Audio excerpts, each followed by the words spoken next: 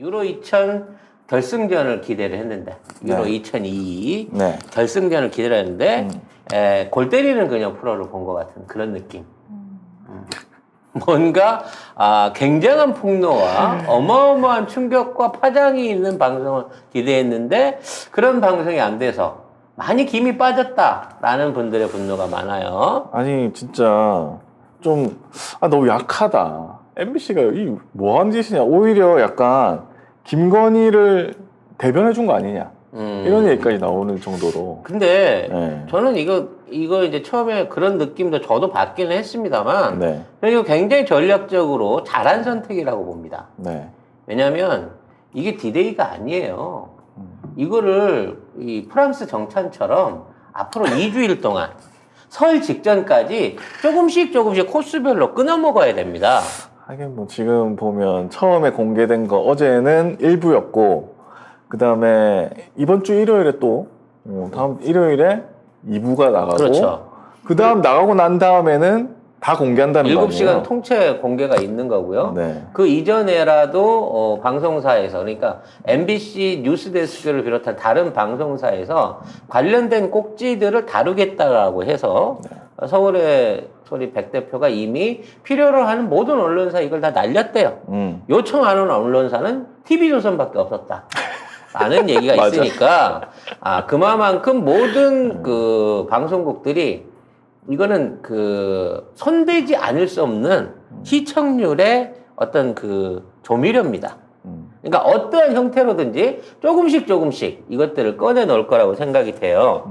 많은 분들이 서운해 하셨던 점은 이건 너무 뭔가 새로운 게 없었다. 근데 뭐 내용은 웬만큼 다 나갔잖아. 뭐에 대한 내용인 건지. 그렇죠. 사실 나는 한동훈을 제일 기대했어. 나도 한동훈 진짜 기대했었는데. 근데 그거는 이제 내가 메인에서 봐도 돼. 그래요? 끝날 때쯤 봐도 되니까 계속해서 이제 의혹은 가둬둘 건데, 자, 두 가지 부분에서 여러분들이 오해하시면 안 되는 게 있습니다.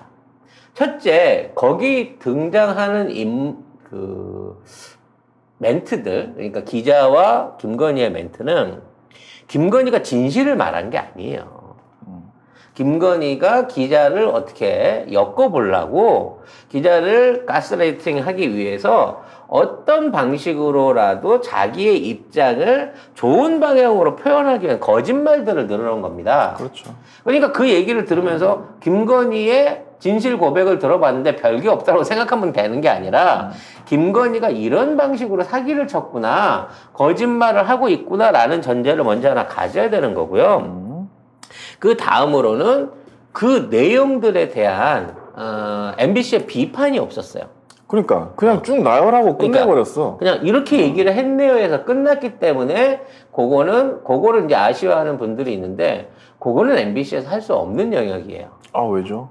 왜냐면 그거를 했을 경우에는 사실은 대놓고 편들기 방송으로 갈 가능성이 높아진다는 거지. 아니 근데 제가 만약에 그거를 기획을 했으면 그 발언 내용을 보여주고 실제로 어떻게 됐는지 뭐 그 다음에 윤석열은 말을 어떻게 했는지 이 사람들이 말이 어떻게 다른지 사실과 어떻게 다른 말을 계속하고 있는지를 저는 비교를 해줬을 것 같은데. 근데 그런 걸 해버리면 대놓고 윤석열 측에 유리할 수 있는 방송이다라는 오해를 살 수 있다는 거지. 아니 윤석열 측에 불리할 수 있는 방송. 아니지. 비교를 하면. 그러니까 비교를 해가지고 우리 입장에서 비판을 유리하게 하는 거고 저쪽 입장에서 윤석열을 불리하게 했다고 하는 식으로 편갈리기를 할 수 있는 부분이기 때문에 공중파의 역할은 거기까지가 맞고요. 이건 이제 맛깔나게 씹어서 즙을 내는 거. 우리처럼 착즙을 할 수 있는 유튜버들이 나와가지고 이거를 확대 재생산하는 게 중요하다고 봐요. 하긴 지상파가 이렇게 못하면 뭐 우리가 할 수밖에 없으니까 우리가 할 역할이 더 늘어나서 우리는 좋은데 그래도 답답하죠. 그리고 뭐 저쪽에 있는 댓글 부자들이 다 나왔다. 이걸로 의혹은 끝났다. 국짐에서도 별거 없네 뭐라고 얘기하고 있지만 이거 자체도 별거인데다가 7시간 45분 중에 한 20분 분량 털었어. 20분도 못 될 거야 아마. 그리고 이게 별거 아닌 것 같지만 별거 아닌 게 아닙니다. 그렇죠. 살펴보면. 그리고 이 방송의 방향이 뭐가 되냐면 우리 이 진보 진영의 분노나 어떤 그 화풀이의 대상이 되는 거는 중요치 않아. 왜? 우리는 어차피 윤석열 안 찍을 거잖아. 그렇죠. 문제는 이 방송이 수구 보수들의 분열을 야기할 수 있는 방향으로 가지고 가야 된다는 거지. 그 결과를 만들어내야 돼. 저쪽을 4분 5열 시킬 수 있는 이러한 데미지를 매길 수 있게 해야 되는 거예요. 그래서 애써 지네들은 뭐 그 정도면 별거 안 나왔잖아 하고 덮고 있지만 그 안에 있는 내용들을 하나하나씩 좀 찝어가 봐야 된다라는 부분을 생각하고 싶어요. 네. 자, 먼저 저는 김건희 씨의 평상시 말투에 깜짝 놀랐어요. 예. 내가 많이 듣던 말투거든. 어디서 들었었는데? 나 그렇게 나쁘게만 보지 말고 나 좀 도와줘.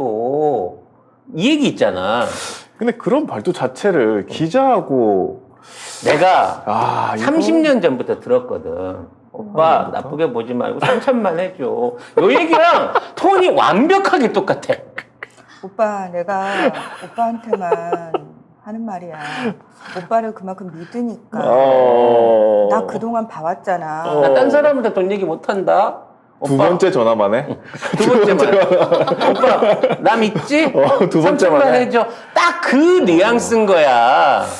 그러니까 클래식은 영원하다. 나 왜? 참. 늘 통하는 방식이 있어. 아휴, 그게 늘 통하나요? 아니, 그거 있잖아. 그거. 그래서, 왜냐하면 거기도 참 그래. 그래서 내가 이러는 거야. 근데 이게 사실은 뭔 얘기인지 전혀 모를 얘기거든. 근데 저는 최순실이 다시 돌아온 줄 알았어요. 듣다 보면 뭔지 자기가 그거를 상상하게 돼. 야, 이런 어려움이 있구나. 그걸 상상한다고요? 그걸 상상해갖고 내가 알아서? 내가 알아서 대입해서 해결해줘 버리거든. 뭘? 그래, 그거야. 그러니까 저기 내가 말해야 돼. 그렇지. 네가 말하는 게 그거잖아. 그거야, 오빠. 그러니까 아니 내가 그런 거 있잖아. 세상에. 왜? 그래서 내가 그랬던 거야. 이게 대화예요? 근데 이 대화에 푹 빠져드는 거야. 그리고 늘 얘기하지만 서울의 소리는 그 당시만 하더라도 뭐 중간에 내화에도 하지만 갈아 마시고 싶은 지가 집권을 하면 무조건 다 감옥에 쳐넣고 싶은 방송인 건데 거기서 기자가 전화를 해왔는데 그 전화를 받은 다음에 그 본인도 걸어놓고 금방 끊을 줄 알았다잖아. 그렇죠. 근데 20분이 넘도록 안 끊으면서 대화를 이어갔다는 거지. 그래서 나는 그 첫 대화가 굉장히 그거 좀 디테일하게 듣고 싶어. 도대체 어떤 방식으로 대화를 했길래 이명수 기자를 요 포섭 대상이라고 생각해서 네. 서울의 소리 안에 있는 내용들을 이중으로 듣고 뽑아먹기 위해서 포섭하려고 했었나. 나는 이제 그 부분이 필요로 한 거지. 그래서 아까 얘기했던 나 그렇게 나쁘게만 보지 말고 나 그런 사람 아니야. 네. 나 좀 도와줘. 요게 나오기 직전까지 어떤 대화가 있으니까 굉장히 궁금해지더라고. 그러게요. 근데 어떤 식으로 저는- 아이스 브레이킹을 하는지. 예. 저 아이스 브레이킹 왜 궁금하세요? 30년 전에 이미 다 경험하셨던 건데. 그때 내가 돈 안 줬거든. 네? 아, 그 돈을 줬으면 그 요구를 들어줬으면 아이스 좋습니다. 브레이킹이 딴 게 아니라 이거 저는 이거 들으면서 딱 그 생각했어요. 나에게 필요한 사람을 어떻게 포섭해야 되는지의 그 전형적인 모습이 나왔다. 일단 칭찬으로 들어가. 그러니까 특별한 인연, 내가 당신에 대해서 특별하게 생각한 거. 그렇지. 아니, 서울의 소리에 대해서 그래, 그거 도와줘서 내가 고맙다고. 굉장히 고마워가지고 내가 다른 이름으로 후원도 굉장히 많이 했어요. 맞아. 아니 눈물 나게 그랬다고. 고마웠다고 그러더라고. 정말 눈물 나게 내가 고마웠다고. 근데 거기 기자님이시구나. 우리 오빠가 처음에 만날 때만 하더라도 인상이 사나웠는데 나중에 나한테 밥 먹었냐고 전화 왔잖아. 챙겨줬잖아. 딱 똑같은 레벨인 거죠? 그러면서 그 다음 단계는 뭐다?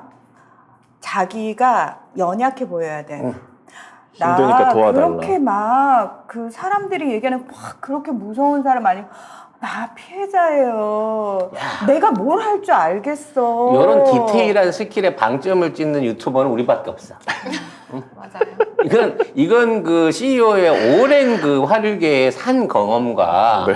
문화나의 냉정함.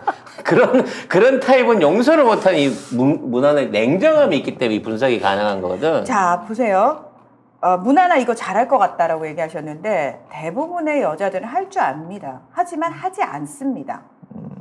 그렇지. 네, 책임져야 될 거 아니야. 없겠으면. 하지 않습니다. 왜 하지 않는지 아십니까? 더럽거든요. 더럽고 야씨 빈정상이다. 그냥 안 하고 말지. 대부분의 사람들은 그럽니다. 근데 이쪽에 있는 여자들의 특징은 그거죠. 합니다. 야, 나 한 번 그렇게 매달리면 명품 백이 떨어지고 저 오빠 잡으면 평생 내가 등에 빨대 꽂을 수 있는데 왜 안 해? 그리고 한 번 눈 감으면 할 수 그리고 있어. 낚시 던질 때마다 낚을 수 있니? 많이 덮어야 많이 던져야 많이 낚지. 뭐 이런 개념이 있거든요. 야, 내 손에 명품백 들어오고 나 필요한 돈이 들어오는데 왜 그걸 안 하니? 이러면서 안 하지만 대부분의 사람들은 자존감과 자존심 때문에 안 하는 겁니다.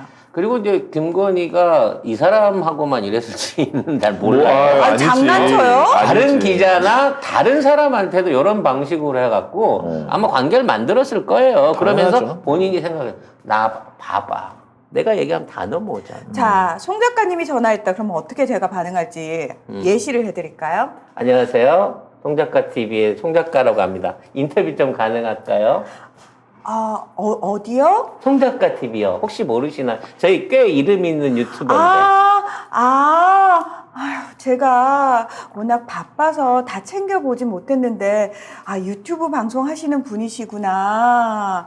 근데, 참 그래요. 이 유튜브가 최근에 너무 많아져가지고 제가 다 일일이는 못 챙기는데 근데 어떻게 저한테 전화를 하셨네요. 아니 그 지금 사안에 대해서 저희가 뭐 인터뷰도 좀 해보고 뭐 모시고 말씀도 좀 듣고 싶고. 네. 예, 제가 그래요. 특별히 저한테 전화까지 주셨으니까 참 그 부분과 관련해서 출연을 해서 뭐 제가 뭐 갑타부타 뭐 이런 얘기들 뭐 이건 이렇다 저건 저렇다 얘기할 수 있으면 참 좋을 텐데 일단은 제가 직접적으로 출연할 수 없다는 죄송하다는 말씀 먼저 드리고 근데 목소리를 듣고 보니까 제가 굉장히 이렇게 좀 정감이 있으신 것 같아요. 뭐 이런 식으로 엮어가지고 대화를 길게 끌고 나가면서 그 사람 끌어들이는 거죠. 당연하죠. 요 방식은 김건희가 처음에 나 줄리 바빠서 줄리 못했어요라고 했었던 거기 뉴스버스하고도 뉴스버스하고도 똑같은 방식입니다. 모든 사람한테 이런 식으로 접근했을 걸로 보여요. 자, 어느 정도 친해졌다고 치면 그 다음부터는 이제 돈도 주고요. 뭐 여러 가지 얘기를 해주면서 칭찬도 하고 자리도 제안을 합니다. 더불어서 딱 뭐라고 얘기하냐면 굉장히 본인이 객관적으로 이 사람을 위하는 양 얘기를 해요. 아니 그러니까 거기 한쪽에만 서지 말고 누가 될지 어떻게 알아. 양다리를 걸쳐야지. 양다리 걸치는 게 손에 어떻게 될지 모르는데 나는 그것까지 다 허용해주고 이해한다니까. 명수야, 양다리를 걸쳐야 돼. 그러니까 그쪽에만 있지 말고 우리 쪽에도 걸쳐. 그리고 우리가 되면 내가 너 1억까지는 보장해 줄 수 있어. 저는 그 얘기를 제가 들었으면 정말 혹하고 넘어갔을 것 같아요. 이재명이 해준 게 뭐 있어? 뭐 너 챙겨주나? 나는 챙겨줘. 요런 식의 회유를 했다는 거죠. 물론 챙겨주긴 105만 원밖에 아직까지는 실질적으로 준 게 없기는 합니다만 어찌됐거나 이런 방식으로 사람을 끌어들인 건 맞아요. 근데 이제 본격적인 대화를 해 나가면서 정보 교류가 시작됩니다. 일종의 교환인 거죠. 즉 이명수 기자는 정대택 이제 정대택 씨 증언에 관련된 내용이라든지 방송 내용이라든지 뭐 그닥 큰 그 정보 특별한 정보 소스는 아닌데 이런 것들을 제공하는 척하면서 성의를 보이고요. 거기에 대해서 김건희도 맞장구를 쳐줘가면서 점점 자기 사람을 확신하기 시작합니다. 근데 오는 정보의 수준에 따라서 김건희가 하는 수준도 똑같이 가요. 그러니까 나는 김건희가 가장 혹했던 게 노량진 시장 가봐라 라고 충고를 해주는 그 타이밍에 그래 우리 캠프는 이런 아이디어 있는 사람이 없어 우리 와서 강연 좀 해줘 라고 얘기를 한단 말이죠. 근데 그게 확 넘어간 게 아니에요. 아니, 그러니까 확 넘어가는 척 하면서 그런 식으로 칭찬을 하면서 그렇죠. 동의를 구해가면서 계속해서 알게 모르게 조금씩 청탁을 합니다. 홍준표 따라갔으면 홍준표한테 좀 날카로운 질문 좀 해봐. 곤란한 질문들 준비한 거 있었는데 뭐 이러면서 지속적으로 자기가 조정하고 있다고 생각이 들고 그러면서 50몇 번, 뭐 7번 중에 20번 이상을 본인이 먼저 전화를 해갖고 끈이 떨어지지 않게 어장관리를 쭉 한 거죠. 근데 뭐 후반부가 이제 왔다 갔다 해서 시점이 좀 다른 부분이 있습니다. 왜냐하면 편집본이기 때문에 원본으로 하면 시기별로 가면서 그 변천사를 들을 건데 중반 이후로 가기 시작했을 때 김건희는 굉장한 자신감과 자기가 실세라고 하는 거에 대한 과시를 시작합니다. 돈 얘기도 돈 얘기지만 사실은 우리가 또는 내가 지금 우리 캠프를 전체적으로 지배하고 있다. 또는 내가 과거부터 검사들이라 뭐 조국 장관 문제라든지 이런 부분을 실질적으로 개입해 왔다라고 하면서 자기 허세를 떨기 시작하는 거죠. 이게 허세인지 실체인지는 알 수 없지만 어찌 됐거나 이런 마인드로 다른 사람을 대한다고 하는 것. 특히나 우리가 집권하면, 내가 집권하면, 우리가 청와대를 가면 이런 식의 단정적인 멘트를 던질 수 있는 정도라고 하면 이 사람이 사실상 실세가 아니었나라는 생각을 할 수밖에 없다는 거죠. 그렇죠. 이 기자한테 뭐 할 게 많다 오라고 해놓고 뭐 내가 시키는 거 해야지. 내가 시키는 거대로 그렇지. 해야지. 내가 그 캠프 얘기를. 가면 뭐 하면 돼요? 어. 내가 시키는 거 하면 된대. 그럼 지가 캠프라는 얘기야. 자기가 왕이고 그리고 뭐 우리가 대통령 되면 명수 씨는 좋지라고 하면서 자기가 이제 뭔가 할 수 있는 것처럼 얘기를 하고 있죠. 뭐 청와대 불러서 밥 사준다는 얘기는 다른 기자들한테도 많이 했다고 합니다만 중요한 건 이만큼 자기 자신을 실세로 외부에 각인시켰다는 거예요. 그것도 자기가 꼬시려고 하는 아직까지 적인지 아군인지 이용할 대상인지 진실한 어떤 뭐 관계를 믿고 있는 건지는 알 수 없지만 이런 식의 과시의 부분이 계속 보인다는 거. 이건 문화라도 계속 지적했던 거예요. 이 사람은 애초부터 뭐든지 자기가 다 한다는 식으로 표현한다는 거죠. 자, 이런 과정 중에 저쪽에 MBC의 전략적인 선택이 좀 있었던 것 같습니다. 지금 김건희가 얘기했던 그 멘트 속에 등장하는 인물이 몇 명 있어요. 네. 홍준표가 있었고요. 김종인, 박근혜, 조국, 양재택, 안혜욱, 그리고 서울의 소리와 강영석까지 이 사람들이 실명으로 등장하는 사람들입니다. 근데 어찌 보면 두 가지 면이 있어요. 지금 있는 상황에서 윤석열과 아무 상관이 없는 사실상 캠프 외적인 인물로 볼 수 있습니다.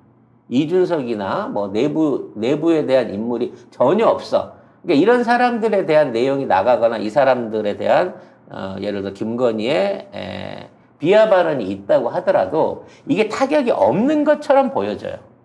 하지만 이 방금 언급한 사람들은요, 반대로 저쪽 진영, 그러니까 윤석열을 욕하려고 마음 먹은 상황이라고 치면 얼마든지 센 욕을 할 수 있는 반대편의 스피커들인 겁니다. 그러니까 이 사람들을 먼저 꺼내놓고 이 사람들만 했다는 데 대해서 거봐 뭐 중요한 얘기 없는 거 아니야. 외부적인 상황으로 외부적으로 상관없는 인물들 안 다칠 인물들만 얘기했네. 내부의 한동훈이나 이준석이나 권성동 뭐 이런 얘기는 안 하고 외부 사람만 했네라고 하지만 이 얘기가 오히려 그쪽한테는 더 치명적일 수 있다는 얘기야. 왜? 이준석이나 권성동이는 그 바보야라고 욕을 했어도 뭐 비슷한 얘기는 있어요. 우리 캠프에 있는 애들이 무능하고 뭐 어쩌고 그래서 다 갈아엎어야 되느니 사실은 그 얘기가 이준석 권성동에 대한 얘기나 마찬가지긴 해요. 하지만 그렇다고 해도 걔들은 이걸 반발하지 못합니다. 아니 뭐 후보 부인으로서 충분히 자기 의견 필요할 수 있는 거지 라는 선에서만 가지 이거 갖고 반발의 문제를 제기를 못해요.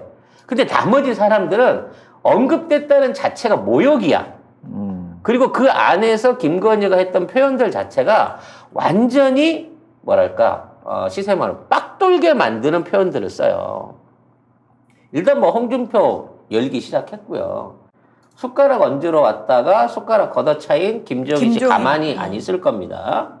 자, 박근혜, 보수 진영이 박근혜 내쫓았잖아. 탄핵 보수 애들이 한 거야. 라고 얘기하는 순간 보수 진영이 불 떨어졌고요. 자, 조국 관련해서 그럼 민주당 내부에서 한 거잖아.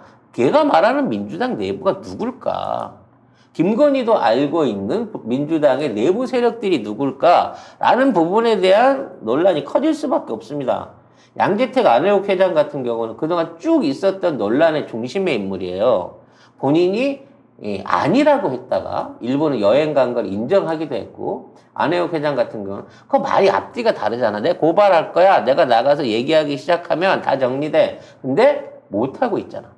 이 의혹에 대해서 어떤 조치도 못하고 있잖아요. 한다고 큰 소리 치더라도. 그리고 강용석에 대한 비난도 사실은 나름대로 자기 편을 들어주고 있는 사람한테 일종의 팀킬을 한 거죠. 그래서 이게 논란의 확대가 될 수 있는 기름을 부은 역할로 이 사람들을 꺼냈다고 나는 생각을 해요. 이러한 선택은 매우 전략적인 선택이라고 판단이 됩니다. 그래서 뭐 사실관계에 대한 부분에 대한 이 사람들의 반론이 당연시 된 거고, 이 사람들은 결코 이해하거나 고운 방향으로 얘기를 안 한다는 거죠. 자, 그래서 이런 이제 김건희의 논점은 충분히 충격적이었다. 일단 김건희가 실제적인 실세였다라는 부분 안에서 전반적인 포인트가 있는 거고요. 네. 그러니까 이게 사실 우리 입장에서는 약하다고 생각하죠. 왜냐면 우리는 다 알고 있으니까 약한데 중도층 그냥 일반 아무것도 모르던 사람들이 이거 딱 보면 이거 최순실인데? 최순실을 바로 떠올릴 정도 급이었어요. 그래서 사실은. 지금 이거는 사실상 후보 교체를 김건희로 해야 된다. 라는 주장이 벌써 올라오고 있는 거 아니겠습니까? 그리고 뭐 자기가 뭐 줄리 이런 거 반박을 하면서 차라리 내가 도사들하고 같이 얘기하면서 삶은 뭔가 뭐 이런 거 얘기하는 걸 좋아한다. 삶은 계란이지. 삶은 수육이고. 응? 그럼 뭐 그 얘기를 했어. 그런 너무 얘기하면서 웃겨. 뭐 이제 왕자 논란 같은 경우에도 동네 아줌마가 해줬다는 등 뭐 이런 논란의 얘기들이 있거든요. 근데 이 통화의 시점을 봤을 때 우리가 말도 안 되는 주차장에 있던 지지자 아줌마가 써줬네라고 하는 이 논리도 줄리가 만들어냈다는 게 다시 확인이 되는 거예요. 그러게.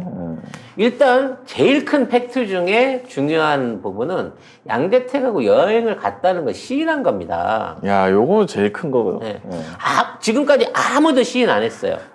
그리고 아무도 증거를 발견을 못했어요. 그렇죠. 출입국 기록이 없어졌으니까. 심지어 출입국 기록이 없습니다라고 하니까 없앨 수 있으면 나한테 방법 좀 가르쳐줘 봐요 하지만 본인이 스스로 여행을 갔다 왔고, 그래서 그게 출입국 기록이 없어졌다는 이상한 점이 있다는 부분에 대해서 이거를 조용히 묻으려고 했으면 죽어도 간 적 없다라고 했어야 돼. 그렇지. 근데 갔잖아. 패키지였잖아. 패키지로 갔는데 양검사 부인은 또 안 가고. 부인도 알고 있는 거였잖아. 이거지. 근데 만약 부인도 알고 있는데 갔다 그러면. 그리고 안 가지 않나? 모종의 관계가 있었다 그러면 부인을 이중으로 기만한 거야. 진짜 만약에 김건희가 얘기한 것처럼 부인도 가려고 했었는데 이런 상황이 됐다 그러면은 배신감 느끼는 거지. 이놈의 남편 새끼가 내가 못 가겠으면 지도 당연히 그럼 우리 다음에 갑시다가 돼야지. 날 빼놓고. 그러니까 남편 입장에서는 스폰서다. 그래서 생활비도 붙여주고 그랬으니까 부인이 몰랐을 리는 없어. 어떤 아줌마가 돈을 꽂아주는데 미국까지 송금을 해주는데 이 딴 사람 이름이 꼽히잖아. 딴 사람 이름으로 들어왔는데 모르진 했으니까. 않았을 거야. 근데 하지만 그런 관계까지 있을 줄은 몰랐겠지. 몰랐을 수도 있죠. 몰랐을 가능성이 높지. 결국 이제 이 부분은 나중에 부인이 증언을 할지 어쩔지 모르겠지만 이 지금에 있는 정대택 씨나 안혜욱 회장에 대해서 뭔가 자기가 나서가지고 해명할 수 있더라고 큰 소리를 쳤지만 전혀 해명을 못하고 있는 부분이나 이런 것들을 봤을 때 우리가 생각하는 의혹 그 상당수는 사실일 가능성이 높고요. 일단 본인이 갔다고 인정한 이상 왜 출입국 기록이 사라졌는지 그것부터 왜냐면 없어서 없어진 거라 그러면 이걸 문제를 못 삼죠. 네. 감사라든지 이런 부분에 대한 수사를 못 하는데 본인이 갔다 왔다 그랬는데 아무도 지금까지 인정 안 했어.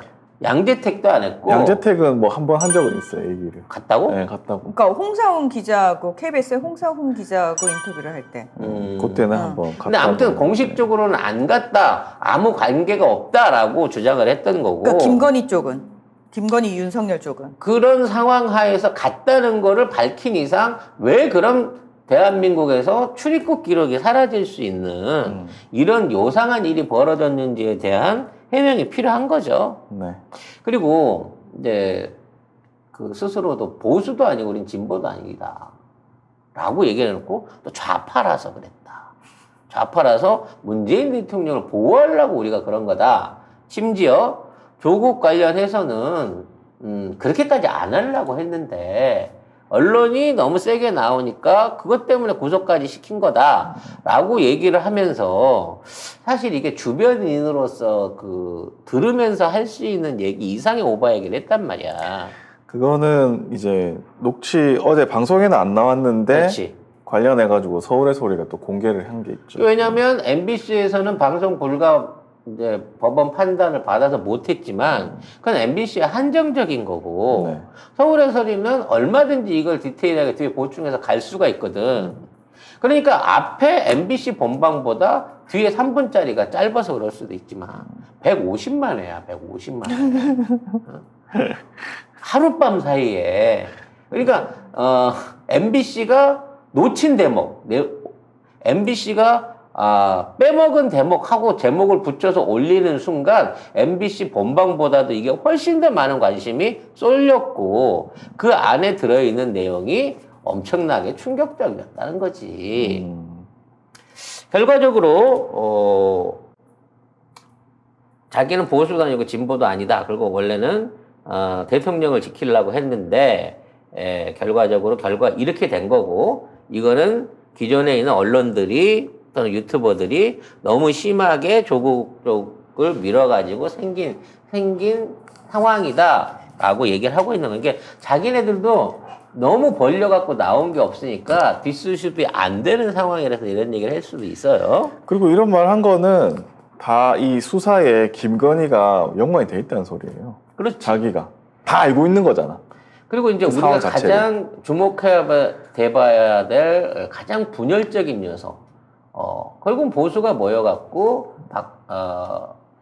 박근혜를 탄핵을 시켰다라는 얘기야. 결국은 지금 보수층에 지지하고 있는 친박계 사람들한테는 이게 사실상 거의 결별을 하는 수준의 충격적인 발언인 거거든. 이게 내부적으로 파장이 제일 큰 발언이에요. 왜냐면 지금 국지매들이 노영민 비서실장을 고발을 했어요.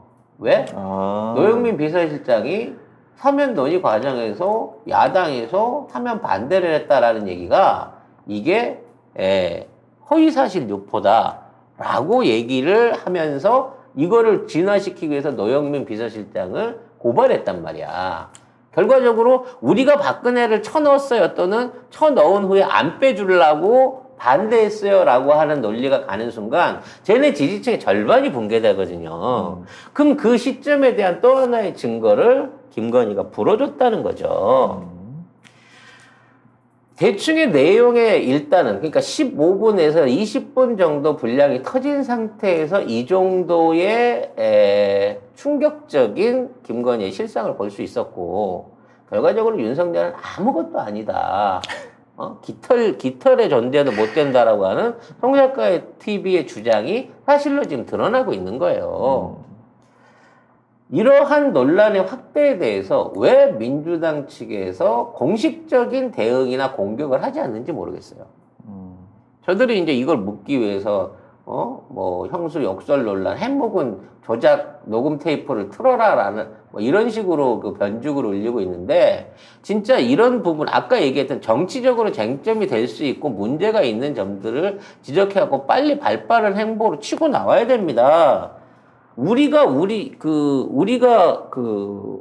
이렇게 씹는 거와 마찬가지로 정치권에서 이 얘기를 씹어서 다시 한번 확대 재생산을 해줘야 돼요. 그리고 내일에 또 다른 폭로가 다른 언론사에서 터질 거란 말이야.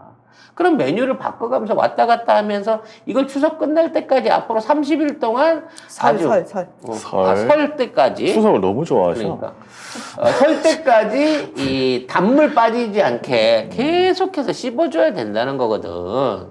근데 우리 측에서도 너무 이게 조용하다는 거예요. 아니 만약 조용한 건 아니고 뭐 다른 의원들이나 뭐 추미애 전 장관이나 뭐 이런 분들이 이제 페이스북에 글을 쓰고 이렇게 하고 있는데 언론에 잘 안 올라와. 그러니까 그 포털이 그런 거는 기사를 또 잘 안 씁니다. 그리고 대신에 오히려 뭐 다른 언론들 같은 경우에는 이걸로 뭐 윤석열의 뭐 의혹이 해소가 됐다. 뭐 걸크러쉬다. 뭐 그런 식으로도 쓰고 있거든요. 걸크러쉬를 걷다가 되나? 의미를 잘 모르는 것 같아요. 그러니까 그런 황당한 보도가 더 많이 이렇게 포털에 올라오고 있고 이거는 화류 클러스지 걸크러쉬가 아닙니다. 클러스가 네. 뭔지 몰라? 네. 그 걸은 나가요 걸이에요. 걸크러쉬라고 얘기한다고 치면 정말. 저는 다시 한번 느꼈습니다. 언론을 때려잡지 않으면 안 된다. 정말 아무튼 언론을 때려잡아야 한다.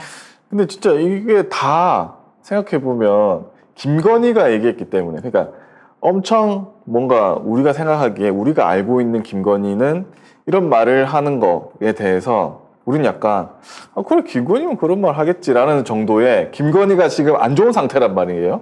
우리한테 되게 상태가 안 좋은 상태야. 근데 이걸 만약에 이재명 후보 부인인 김혜경 여사가 했으면 어떻게 됐을까? 기자를 막 1억을 주면서 막 우리 캠프에 오세요 이러면서 조선일보 기자를 막 회유해. 그러면 가만히 있었을까? 언론들이? 가만 안 있었겠죠? 그리고 뭐 옛날부터 알았다 이러면서 뭐 다른 보수나 진보에 대한 막 이야기를 해. 그리고 성인지 감수성 떨어지는 얘기 또 막 해. 그렇게 했으면 어떻게 됐을까요, 과연? 이재명 후보 부인이 만약에 이 말 했으면 난리가 났을 겁니다. 근데 김건희가 있기 때문에 이게 난리가 안 나는 거예요. 되게 신기해. 이 논란을 보고 가장 화들짝 했을 사람은 안철수다. 지금부터 부인의 공개적 활동과 외부 인터뷰를 철저하게 맞으면서 거기도 저 실세가 거기도 실세가 그쪽이기 때문에 거기에 대한 집안 단속이 들어갈 걸로 보여지는데